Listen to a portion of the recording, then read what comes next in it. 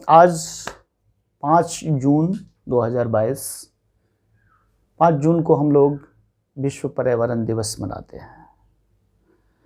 और आज के दिन एक विशेष शख्सियत को याद करना बड़ा ही लाजमी हो जाता है। उनका नाम असम के जाधव पयांग हैं, जिन्हें फॉरेस्ट मैन ऑफ इंडिया कहा जाता है। मित्रों, बात 1979 ईस्वी की है। असम के जोरहट इलाके में ब्रह्मपुत्र नदी में एक ज़बरदस्त बाढ़ आता है और बाढ़ इतनी भयानक है कि असम के लगभग क्षेत्र इससे प्रभावित होते हैं। जोरहाट इलाके का एक बहुत बड़ा भूभाग नदी के द्वारा पूरी तरह से तबाह हो जाता है। जब बाढ़ का पानी उतर जाता है तब एक बहुत बड़े क्षेत्र में चारों तरफ जानवरों के लाश पड़े दिखाई देते हैं और उनमें अधिकांश जो लाशें थी वो मरे हुए सांपों की थी। उसी समय एक नौजवान, 16 वर्षीय नौजवान देखता है कि इतनी बड़ी संख्या में सांप मर गए हैं, इनका पुनर्वास कैसे किया जाए। तो किसी ने बताया कि सांपों के मरने के कारण है ऑक्सीजन की कमी। अब चूंकि वो पढ़ा लिखा तो था नहीं, ऑक्सीजन की कमी को समझ नहीं पा रहा था कि ऑक्सीजन की कमी से क्या तात्पर्य है। फिर किसी ने बोला कि ऑक्सीजन की कमी को दूर करने के लिए पेड़ लगाना होगा। तब उसके दिमाग में आया, अच्छा, पेड़ लगाने से ऑक्सीजन आएगा। तब अब पेड़ कहाँ से मिले? किसी ने बताया कि आपको जो विभाग है उस विभाग से संपर्क कीजिए। वो विभाग में गया, वन विभाग में। वन के विभाग के अधिकारी लोग बताए कि वो ज़मीन जो है नदी के कटाव के कारण और उसके कछाव के कारण वो बिल्कुल मरुभूमि बन चुकी है। मतलब भूमि अब मर चुकी है, वहाँ पे कोई पेड़ पौधा उगाना संभव नहीं है। लेकिन उस नौजवान ने अपना हौसला नहीं छोड़ा। किसी ने बोला कि तुम बांस का पेड़ लगा दो।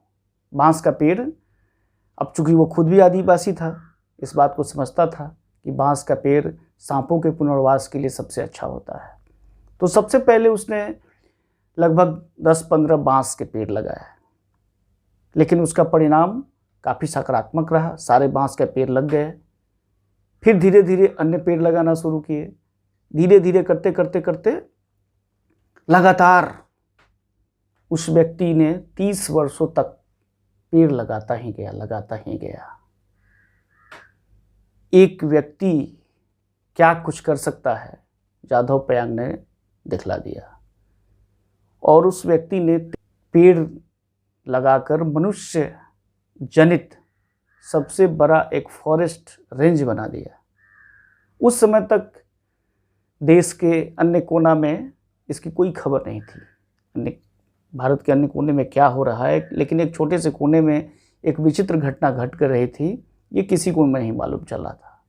2009 में एक wildlife photographer Jeetu Kalita जो कि वहाँ से गुजरा, तब उस जगह की भौगोलिक स्थिति देख करके वो चकित हो गया, क्योंकि बहुत साल पहले वो जब वहाँ गया था तो वो ज़मीन जो बिल्कुल बंजर सी ज़मीन थी, मरुभूमि की तरह हो गई थी, वहाँ पे एक जंगल था।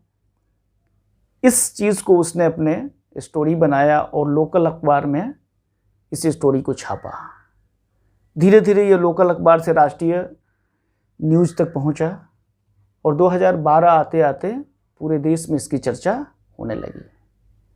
उसी साल जवाहरलाल नेहरू विश्वविद्यालय के सामाजिक विज्ञान खंड में जाधव पयांग को बुलाया गया और उन्हें फॉरेस्ट मैन ऑफ इंडिया की उपाधि दी गई। फिर इस व्यक्ति को 2015 में राष्ट्रपति, उस समय कलाम साहब थे, कलाम साहब के हाथों पद्मश्री का पुरस्कार दिया गया। जाधव पयांग एक पर्याय बन चुके हैं। एक मनुष्य जनित जंगल को निर्माण कर, जहां आज सांप के अतिरिक्त रॉयल बंगाल टाइगर, एक सिंह का गैंडा, तथा अन्य कई सारे जीव जंतु का आश्रयदाता बन गया है। कई जीवों के लिए तो प्रजनन केंद्र है।